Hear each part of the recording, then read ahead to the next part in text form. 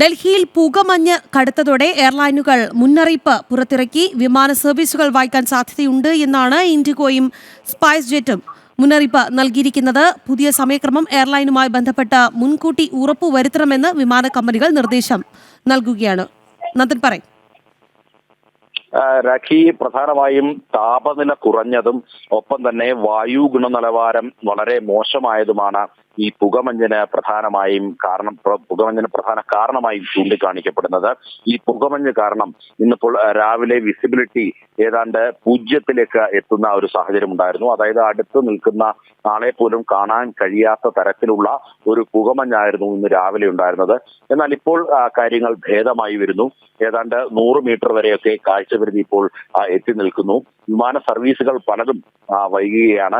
വിമാനങ്ങൾക്ക് ഡൽഹിയിൽ പലതിനും ലാൻഡിംഗ് അനുമതി നിഷേധിക്കുന്ന സാഹചര്യം ഉണ്ടായിരുന്നു.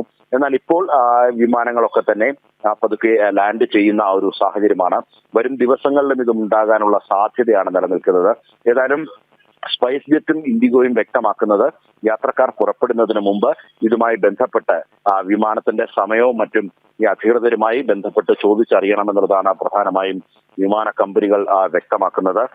ഇന്നിപ്പോൾ ഈ വായു ഗുണനിലവാര സൂചിക ഏതാണ്ട് 500-ലേക്ക് അടുത്തിരിക്കുന്നു എന്നുള്ളതാണ് ഏറ്റവും പ്രധാനപ്പെട്ട ഘടകം. അങ്ങനെ വായു ഗുണനിലവാരവും അതേപോലെ തന്നെ ഈ ഗണ്യമായി തന്നെ ഈ കാലാവസ്ഥയിലുണ്ടായ വ്യത്യാസവും ഒക്കെയാണ്. അതായത് ടെമ്പറേച്ചർ കൂടുതലായി ഡ്രോപ്പ് ആയതാണ് ഈ പുകമഞ്ഞിന് കാരണം എന്നുള്ളതാണ് കാലാവസ്ഥാ നിരീക്ഷണ കേന്ദ്രം വ്യക്തമാക്കുന്നത്. വരും ദിവസങ്ങളിലും ഈ പ്രതിഭാസം ഉണ്ടാകുമെന്നുള്ള മുന്നറിയിപ്പുമുണ്ട്.